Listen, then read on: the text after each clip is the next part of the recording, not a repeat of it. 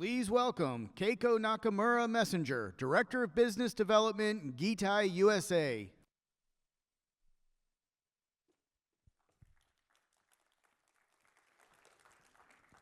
Thank you.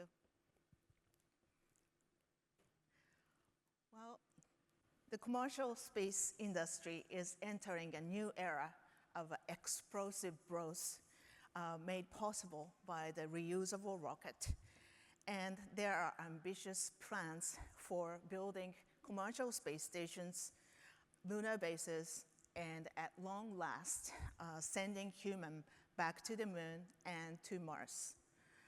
However, even with the lower launch cost, doing work in space remains risky and very expensive. By one estimate, astronaut labor costs well over $100,000 per hour. Nevertheless, they do resting or doing EVAs.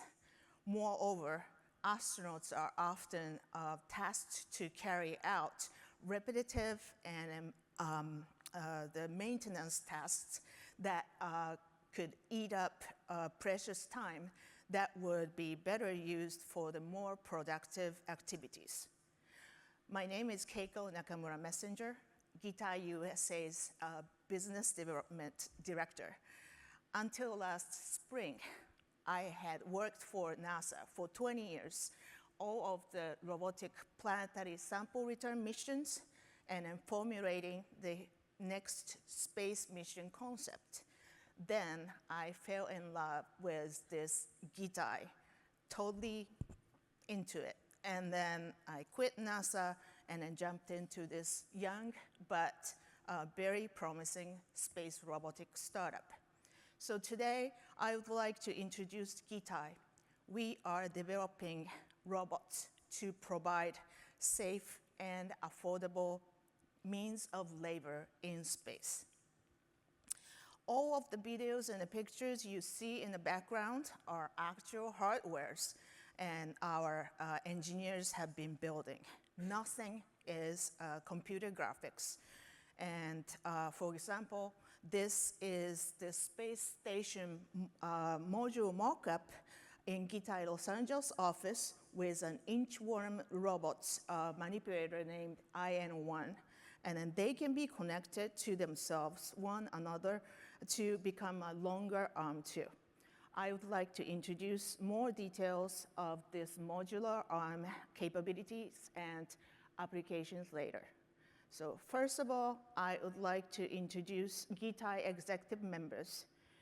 GITAI was founded by a law school graduate, Sho Nakanose, 6 years ago, after he sold his first startup, and then he decided to hand-build a humanoid robot with his own knowledge, and which became the GITAI's first prototype.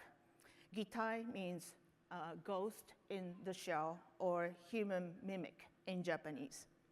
Then Sho invited Dr. Yuto Nakanishi, who was leading a very famous robotic company, Shaft, which won the first prize of the DARPA's Robotic Challenge in 2013.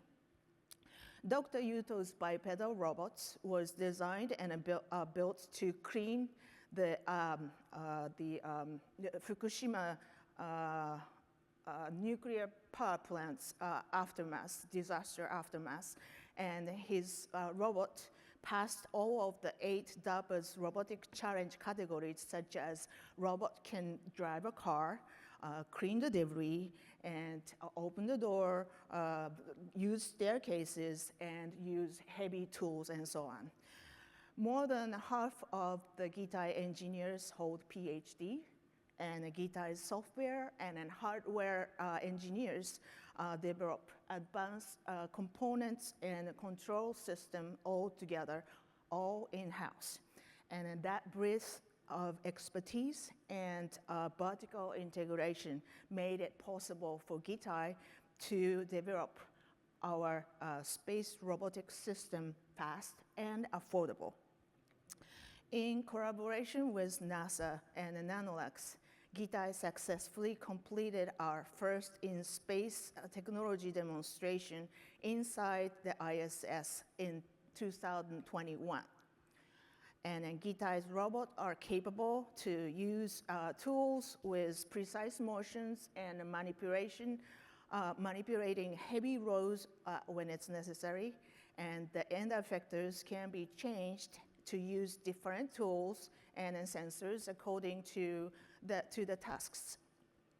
So with the remote virtual reality observation and control device we provide, users like you can manipulate our robot in the future commercial space station from any locations. You don't have to go to the Mission Control Center in Houston. You can access to the robot in the space to your experiment or manufacturing docks in space from your laboratory or from home in pajamas like my kids here, and then operate robots like your hands and in the near future for 24/7. Another tech demonstration outside this time in ISS will be carried out later this year, probably October. Now these dual 8 degrees of freedom robotic arms allow wide range of 80 possible poses and motions in 3D dimensions. And it's for ORU manipulation, tool change, thermal blanket manipulation, and then connector mating and then demating, and so on. So it's fully autonomous up to the very critical point where further motion should be authorized by the human operation. We call it human in loop. And nevertheless, to say, in the course of these preparation of these tech demos inside and outside of the ISS, GITAI's very young engineers passed multiple levels of NASA safety reviews, and in which learned valuable lessons from those reviews as well. So GITAI is also involved in the non-satellite servicing, such as space debris removal. Debris removal grant demonstration contracted with the Japanese government and Astroscale have been carried out autonomously by direct capturing using the arm and sensor and then specially designed end effectors. GITAI also have developed the 10-meter class robotic arms that has the working capabilities from one space station module to another, grappling spacecraft and embarking, and then manipulating loads well over hundreds of kilograms easily in the 1G environment. And right now, GITAI's engineers are carrying out, working on a three-dimensional test, sinking this long arm into a swimming pool in a large neutral buoyancy facility. I wish I can show you these videos longer, but time is clicking. So this inchworm I talked at the beginning. So we recognize that rapid growing space industry needs robotic systems that are more versatile, upgradable, updatable, and less expensive than the current market offers. So GITAI has developed a 2-meter long manipulator system, which is equipped with the rechargeable battery that able to receive power and control links from either end of the arm. And then this short, the robotic arm can be used as a modular configuration as well.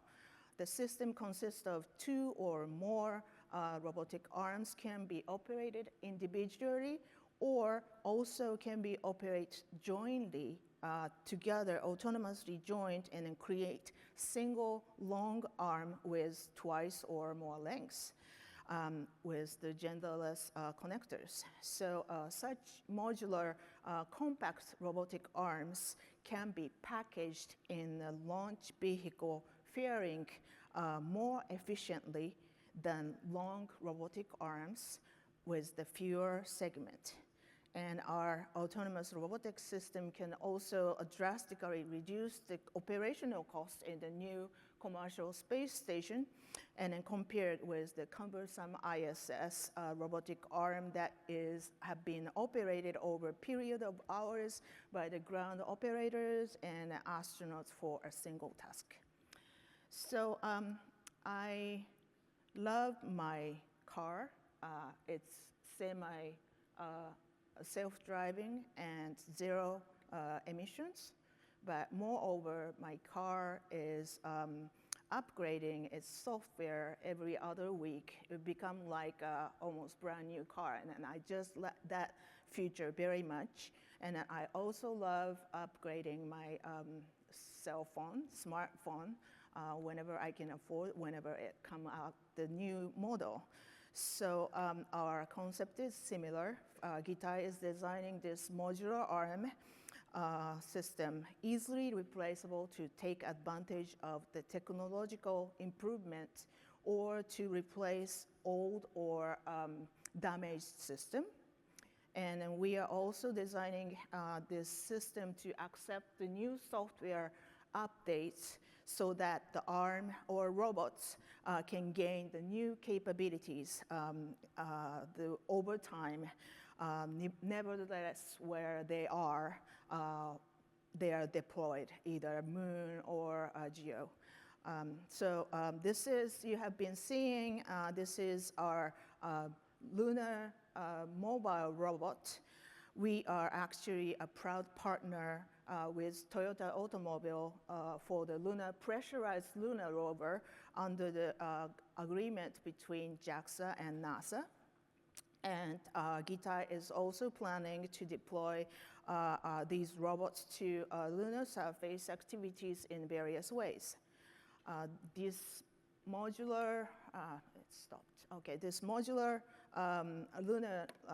mobile lunar robots shown here is equipped with 3 arms and can be controlled autonomously, or the teleoperation interface from Earth with the latency prediction software. GITAI's lunar robots are designed to support activities such as payload offloading, sample collections, ISRU support, and then lunar base constructions.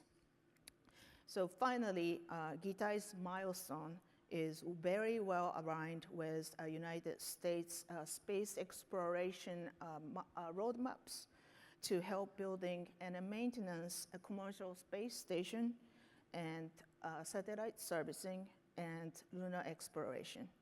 GITAI has been invested to make our technology higher TRL so that customers like you can purchase our product space-proven and within the short lead time and more affordable than any other US space robotics companies. And an entire GITAI is moving from Japan to United States completely. So our entire functions, including our test and evaluation equipments, all robots and engineers and then their family, including executive members, CEO, CTO, CFO, we all now living in Torrance, California. And I'm very serious about chasing this United States new space era, American dream, and the new space era. We are very much looking forward to work each one of you, and we are here, 4 of us walking around in these t-shirts. Please come talk to us, ask any questions, and thank you very much for your attention.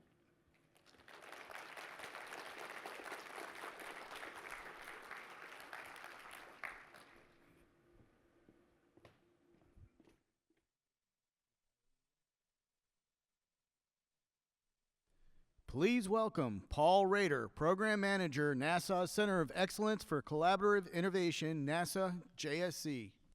So today, we'd like to talk to you about the evolution of spaceport development here domestically within the United States.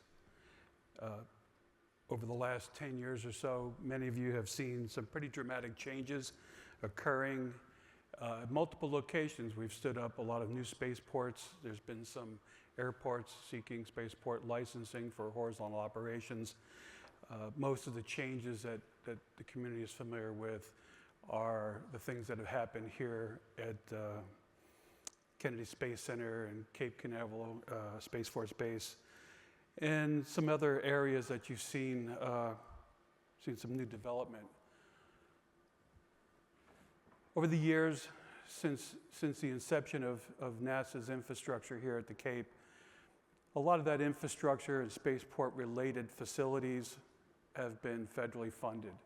The programs have been entirely sponsored by NASA and therefore taking place on NASA's reservation. All those infrastructure projects and all the development for all those activities have come down through federally funded programs, whether it be for Centaur, Apollo missions, Cape Side was the same thing. Each of those programs had funded the development, working in collaboration with the launch teams to get together a launch pad and any facilities they needed associated with that. Developed exclusively on federal and state land, here or at Vandenberg. They've had total control over that environment, and it's been good for the programs over the years. There's been some past activities related to land use agreements and Space Act agreements where it's made sense for the agency possibly to leverage something commercially, but very rare and very unique circumstances there.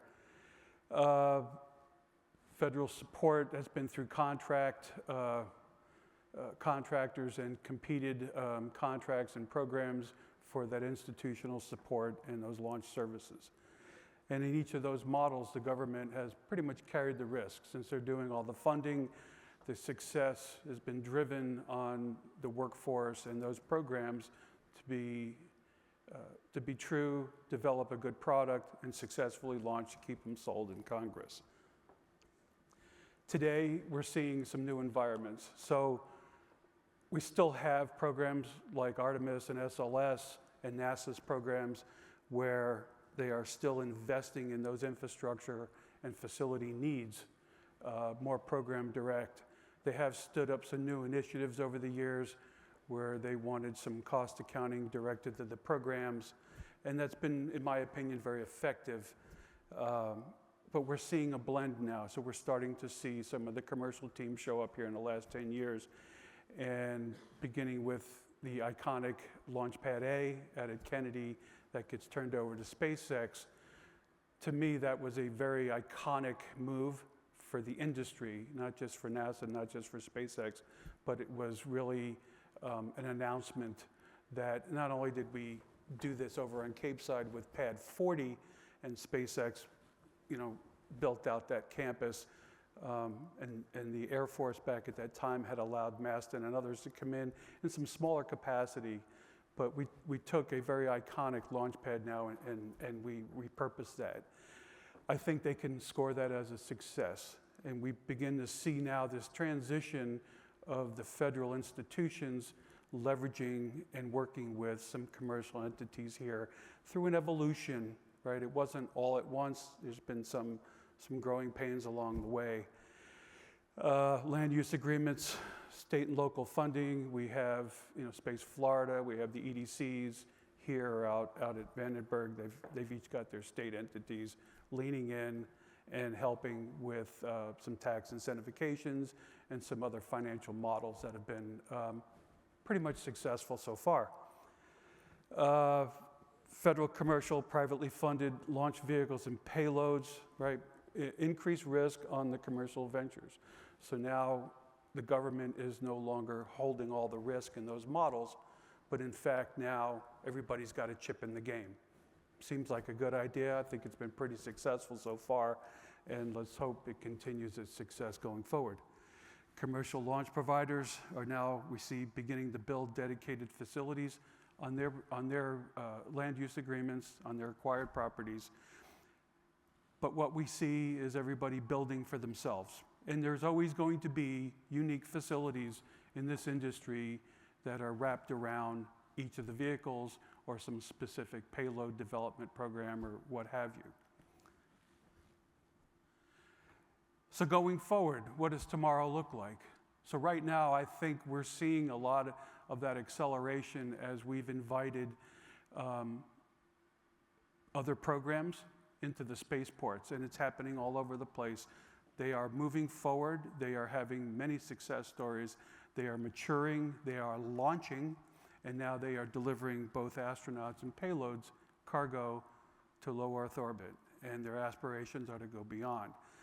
So that's bearing fruit, and they're going to continue to have a business case to do so. We see now coming upon us as the spaceports look to support all of that new development and the new players. It's just like building a community at home, power and water, and everybody's on FPL or whoever your power company is at home. Everybody's tying into that commodity, tying into that network for water, power source, so on and so forth. Well, spaceports have a similar condition. We have fluids, gases, fuels, power, everything else that each of the spaceport operators will need, both at the pad and their other institutional facilities on site, where they prepare their rockets and prepare their payloads. But we're seeing now a shift from exclusively federal risk, right? We started to move that needle over. Everybody's got a chip in the game, and now we're at that point where we're seeing much more larger investments into those programs and campuses, right?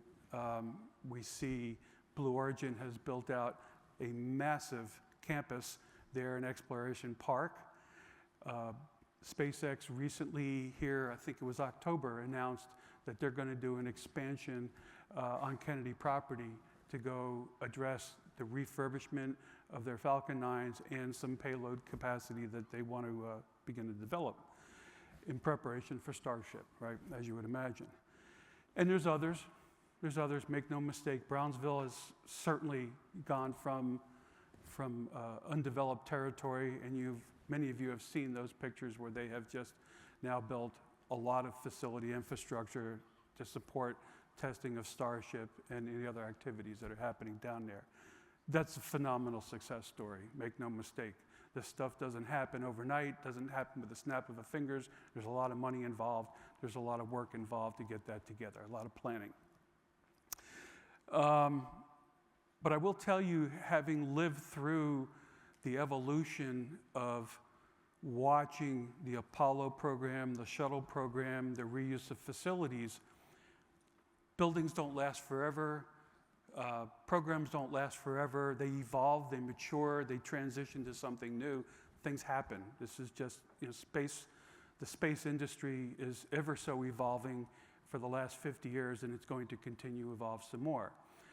So I think it's prudent for the community to take a breath and start to look at common use facilities that stand the test of time beyond a single rocket program that exists for 15 or 20 years and then expires, and then those buildings become useless. They were totally unique and dedicated for a specific use, as many of the launch pads have been in the past.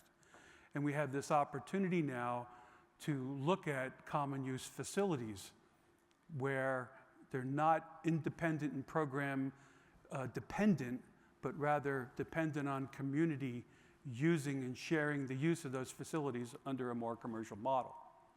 It's a viable option. It will stand the test of time, and if done properly, will serve the community better than many can serve themselves. So how do we deal with that? And where is the risk on that?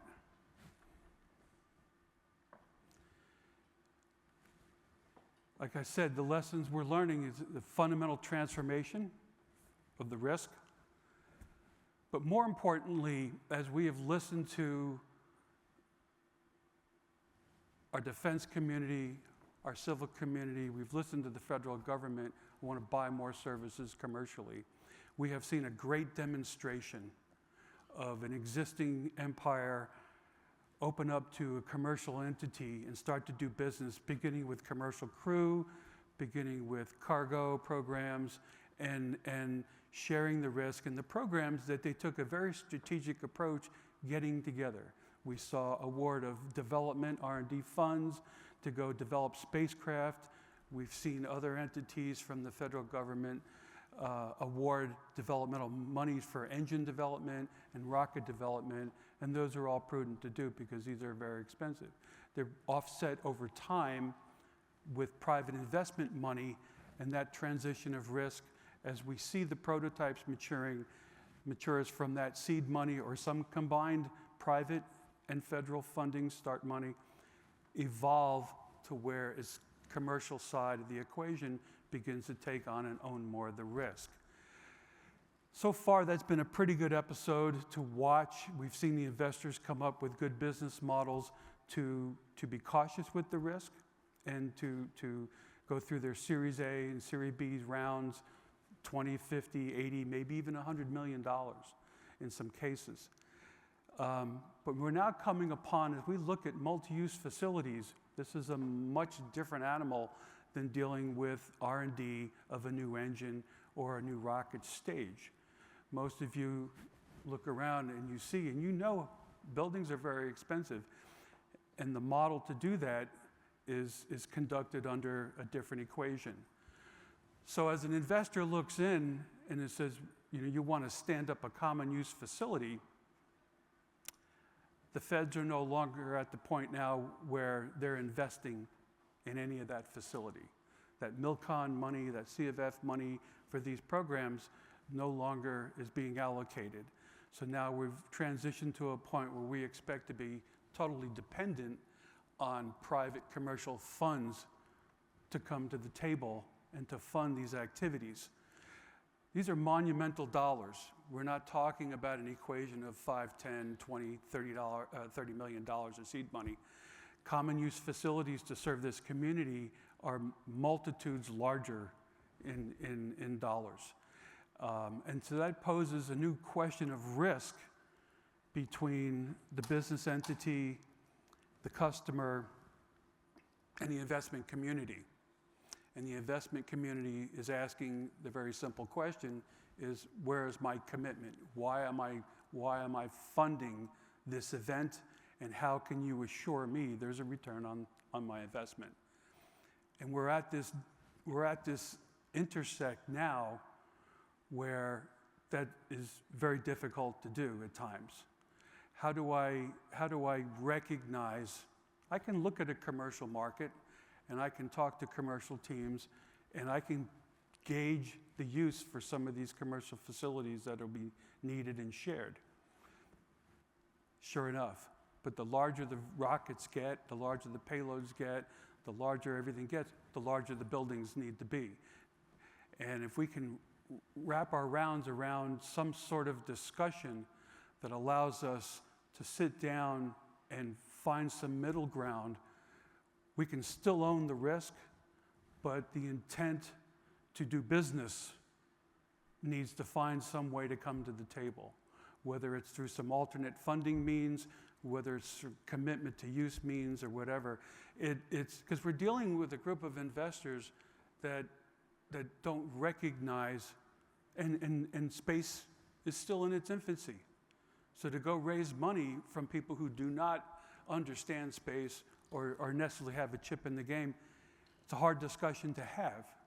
So what I want to do is bring awareness to the fact that the problem lies not just with us and the investors, but the customers now who really need to rely on that common use facility to happen to preclude them from putting out large capital investments to go build single-use facilities that they need. So this is our dilemma that's before us today. We know several entities are dealing with it. We are seeking better solutions.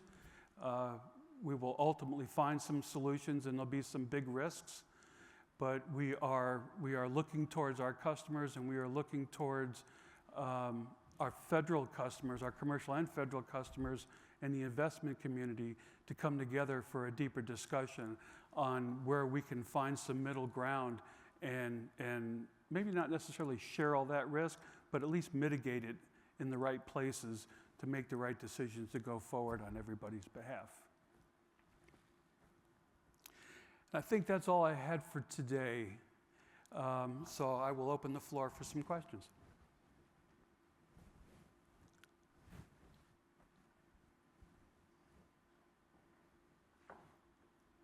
No questions? Okay. Thank you, everybody, for coming. We appreciate it. Thank you very much. That was Les Lake, Vice President, Business Development, Allpoints. Now, please welcome Steve Rader, Program Manager, NASA's Center of Excellence for Collaborative Innovation, NASA JSC.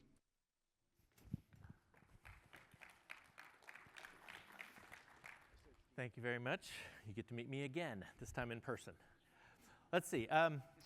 So I want to talk to you today about NASA's Center of Excellence for Collaborative Innovation. That's where I'm a program manager. We basically work open innovation solutions, not just for NASA, but actually across the entire federal government. And I'll come back to that. But I want to start with kind of the why. In the space world, we have a lot of significant challenges. There's a reason we don't all live on Mars, right? It is really hard to get into space, to set up in space, to work in space. That's why we have this conference. But when it comes to solving these problems, I've been in this industry for over 30 years. We aren't in the same world that we were in when we built Space Station, when we built Space Shuttle. The world has changed. And this isn't telling you anything you don't know, right? Everyone, you hear this every day. But for our workforce, for everyone in our industry, I need you to hear that a lot of the things that we have used over and over and have worked for years are starting to break. I'm going to start really basic, right? If you look at the world's population, starting in the Common Era, it took 1,400 years for the first doubling of the population. The most recent doubling happened in my lifetime, 50 years. And that is now starting to really take effect as countries have gotten more wealthy. There's a lot more education systems out there. And now, just over the last 20 years, we've over doubled the number of folks coming through secondary education. And what that means for us is that we are now starting to see the fruits of all of that huge increase in terms of technology. If you think about all of the scientists that ever lived on the planet that went into textbooks that you had in university, those are all kind of the dead scientists. They only make up 1/10 of the scientists that have ever lived on the planet. The other 90% are alive today. 9 times more scientists are alive and working today than have ever existed. And you can start to see that in things like patent applications, where it's gone through the roof. You can look at PhDs, you can look at funding for R&D. We're in the midst of a technology explosion that is really hard to understand. And if you think you can really Google the latest and greatest technologies, then you don't really understand how big this technology explosion is. And part of that you'll see in what I call building block technologies. These are technologies you're all familiar with, things like 3D printing and CRISPR gene editing and cheap machine and robotic sensing and machine learning and blockchain. And the thing about these building block technologies is, one, they're inexpensive to learn and use. You can buy a $10,000 metal 3D printer and manufacture high-quality parts for almost no money, right? And learn to do that with cheap and free classes. But the thing about all these technologies isn't just that they're nifty and we're using them for more and more things. They apply to every industry, not just one, not just aerospace. And so people are innovating with these building blocks in every industry with their problems and their technologies. And so if we were to plot this, where this is all of the industries on Earth, and we're in this aerospace kind of sliver, and it's getting complex as we go up the y-axis. If we were to plot something like machine learning, which everyone's got a toe in right now, we would see we have some things going on, but there are also many other initiatives going on in machine learning. And in fact, in many of those, some of that machine learning applies back to us. But if we were to see a presentation on it, we'd never understand it, because it's not our nomenclature, it's not our problem, we don't understand the domain. And we don't know how to connect those dots to bring those technologies and those advances to bear.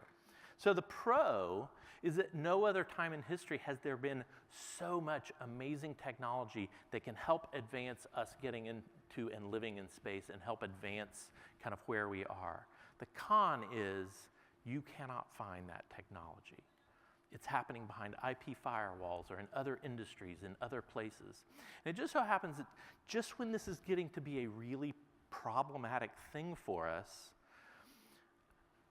it's causing problems.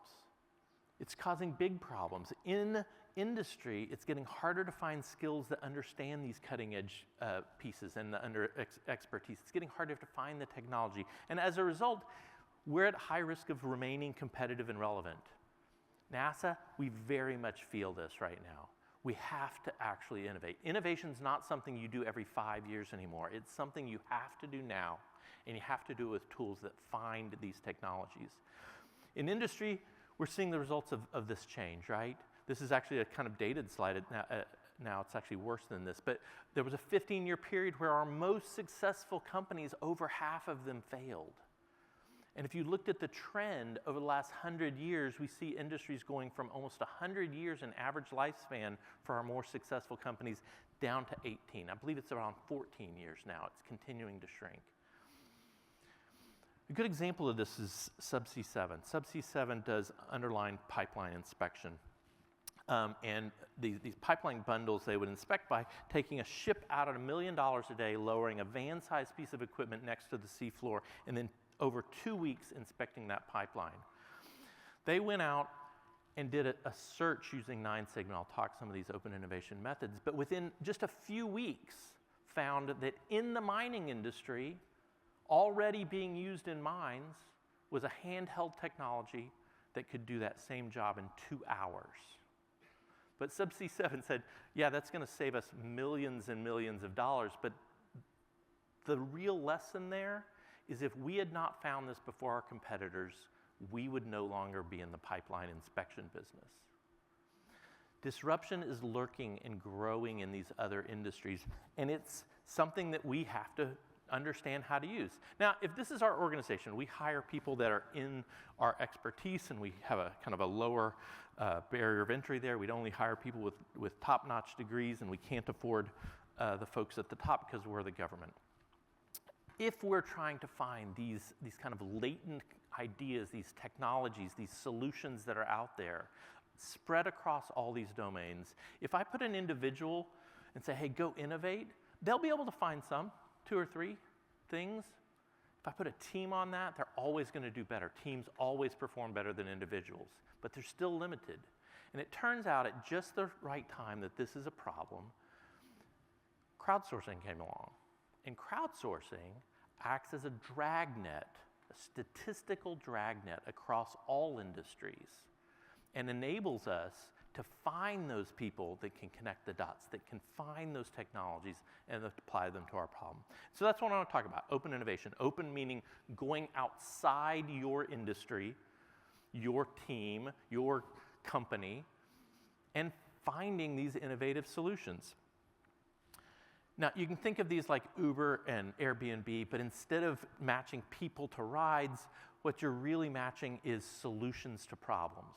And these companies are numerous. There's over 800 of these platforms. Some of them are like Topcoder, 1.6 million software engineers and data scientists. So it's kind of a two-sided network. On one side, they're being drawn in to find community of other people that care about that thing, software, and they're learning new skills and getting to try those out. And on the other side of the network, the company is selling those services and saying, hey, I've got a bunch of folks that can actually find you solutions. Freelancer, 63 million in that one community. By the way, that's close to about 1% of the world's population in one community. GrabCAD, 11 million mechanical engineers and designers, one community. Agorize, HeroX, Innocentive, Wazoku, these are communities that they're very diverse, and because they're diverse technically, they actually have lots of people that are really good at connecting the dots and solving hard problems. So, if it is high skill you're looking for, and that's who you think is going to solve your problem, then it looks, the theory looks something like this, right? The general population is going to have that high school graduate at the top there, and then they're going to have just very few world's expert in the blue, right? And if you're like NASA, as most of you guys are from high-performing industries, then you don't even start hiring until you're on the right side of that curve. And you might even have some of the world's experts. But what I tell our workforce is, yes, but we're just a tiny little amplitude.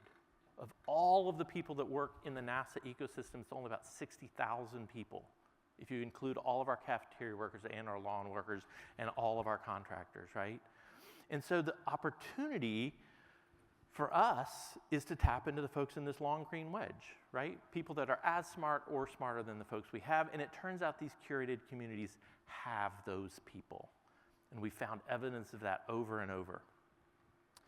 But the real key to innovation is diversity. It's actually not deep expertise. Diversity is this thing where you can actually span across different industries. It turns out Innocentive had a whole bunch of really successful challenges, and MIT went back and studied those solutions to find out what was happening. Why is this company able to solve problems that companies had for 5, 10 years? Weren't able to solve them, but brought them here to the crowd, and suddenly they're solved. And one of the things they found is that when they analyzed all the successful solutions, they found 70% of the time the solution was coming from someone outside of the home industry. So if it was a chemistry problem, 70% of the time, it was not a chemist that was going to give you that solution. And 75% of the time, they already knew the solution before the challenge even started. In other words, it already existed and was at a significant TRL. They just connected the dots and moved it on over. This is what's happening out there. And our traditional mechanisms for finding technologies and applying them to our problems don't work this way. We don't know how to actually go talk to other industries. And so crowdsourcing is showing this to be really effective. Now, how can you do it? You know, how do you go out and get hundreds of thousands of people activated? Well, it turns out the magic algorithm is challenges. Now, that's today. There's a lot of work in machine learning going on that's probably going to automate some of this. But today, there are companies that know how to formulate your problem statement, design your challenge, execute those challenges, have the websites, they have the terms, they've trained people how to do this, they can filter your solutions, so if you get 5,000 submissions, you can actually filter that down to a manageable level, and then they know how to deal with the intellectual property. Everyone gets really wrapped around the axle around that. They know how to deal with it, and in fact, that's what they do really well. So let me just give you a couple of commercial examples, and then I'll talk a little bit about what NASA's doing. There was a company that came to one of these firms and said, hey, we want to get the grease off of our potato chips without them breaking, right? So that's the problem. The first thing they looked at was, well, what do you do now? And they would take the tray of chips as it came out of the vat of oil, and they would shake the chips, and the chips would shed their oil, but they would also break a lot, right? And this is a mechanical engineering solution, right? That's who food production engineers are. I'm a mechanical engineer. That's what we're experts at, world's expert at vibration. The first thing the company did is they changed the problem statement to how do you remove a viscous fluid from a delicate wafer? And by doing that, they not only obscured it from being a potato chip problem so their competitors wouldn't care, but they also made it appealing to almost anyone and not just a food production engineer. In other words, they made it so that the diversity of industry would be able to look at this and possibly solve it. And sure enough, that's what happened. The solution was to acoustically vibrate the air around the chips at a resonant frequency where the oil would just flutter off the chip without breaking the chip. And the person that brought them that solution was not a mechanical engineer, even though this was a vibration solution that they had remained blind to for 50 years, but a violinist who's also an expert in vibration, just in a much different way, had seen the rosin kind of flutter on her stand as she played certain notes, visually remembered that, and applied it here. Roche Diagnostic brought a bunch of problems in. One of them they had been working for 15 years. worked with Incentive on a 60-day challenge, and at the end of that challenge, not only had they solved it, 2 independent solvers brought them the same solution that they just had not known existed. But when they looked across all of their submissions, they found everything they had tried in 15 years of proprietary research had been replicated by a crowd that was not expert in their area and did that much, much faster. So part of this is innovation requires failure. Challenges in crowdsourcing provide a way to compress that failure and make it really cheap. Last little commercial example was algorithms. Algorithms are really the hotbed of crowdsourcing. And so Harvard was studying this, and they took NIH's MegaBlast algorithm, which ran in a little over 4 hours at an accuracy of 0.72. They put experts on that for a year, paid them $120,000, and by the end of that, they had actually improved the algorithm really by an order of magnitude, gotten it down to 47 minutes, and increased the accuracy to 0.77. They then did a 2-week marathon match on Topcoder and ended up with an algorithm that could run in 16 seconds at 80% accuracy. So this is logarithmically getting shorter. What I like to point out are those 25 red dots that are next to the big red winning dot. Those are all the losing algorithms that did 2 to 3 orders of magnitude better than the baseline. There is magic in data science, and there is magic in crowdsourcing to find those machine learning and AI solutions. So I work as part of the Center of Excellence for Collaborative Innovation. Like I say, we work across the agency, across all of the different programs. We are funded out of STMD through the Prizes and Challenges in Crowdsourcing program, and we work across a bunch of different federal agencies to help them not just understand these tools, but to actually apply them. We don't just point them to them, we actually hold their hand. We have the contracts, something called the NOIS 2, the NASA Open Innovation Services 2 contract, where we actually have 32 different crowds that represent about 110 million people worldwide. And then if you extend onto our P-card and other networks, about 200 million people, that we can actually access to get these problems solved in different ways. Just a few NASA examples, and then I'll open it up for questions. One, we have an internal crowd at NASA called NASA at Work, where we access all of our contractors and internal workforce.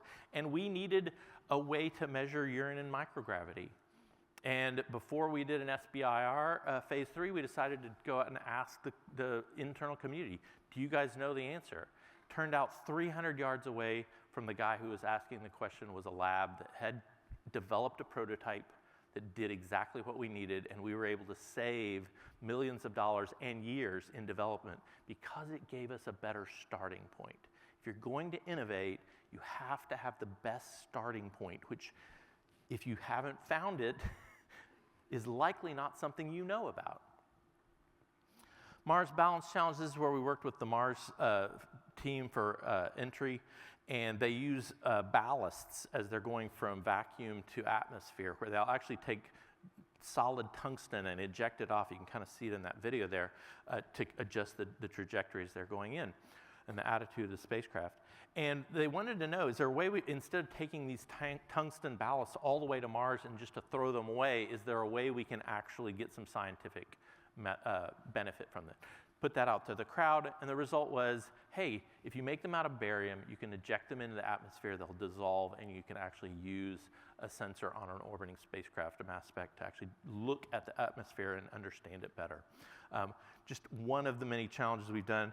We do tech searches all the time. Our lander folks did a bunch of tech searches around LiDAR sensing and automotive sensors that could be used for landers. Again, these are experts in this field, and yet we were finding 8 and 9 technologies respectively that our teams did not know about previously. That's important for a starting point if that's where you're beginning. Last one here is the Asteroid Data Hunter, where we're trying to improve our detection capability for asteroids. We not only improved the algorithms that take the imagery from telescopes and improves that, we improved it by about 15%, but also in that about 250K, we're able to repackage that as downloadable software for citizen scientists to use. So we've done over 700 of these projects for the federal government. Over 90% are successful. Most of them are cost savings when compared to how we would normally have done that project. And we saved the government right around $80 million. Last slide here. Look, open is the future, and innovation is no longer something that's optional.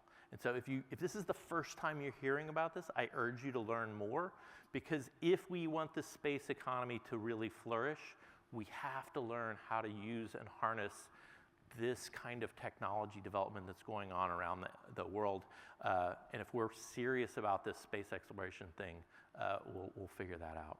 Okay, with that, I'll open it up for questions. Yeah. Thank you. Hey, how you doing, sir? I'm here with my little cohort. We're part of AIM High. I'm not sure if you're familiar with that program. It's innovation inside the Air Force, but they use a collaborative body. So I represent SOCOM. I got Speed here that represents the Air Force Gaming as well as maintainers, and then we got Jason here that represents Duke University. Nice. And so, absolutely amazed. We didn't know this existed.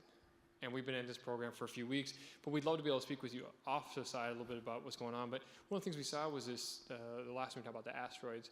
One of the issues we were noticing is how does the Space Guardian, that's controlling satellites, understand that information, how it gets to them? So are you guys working anything with them on?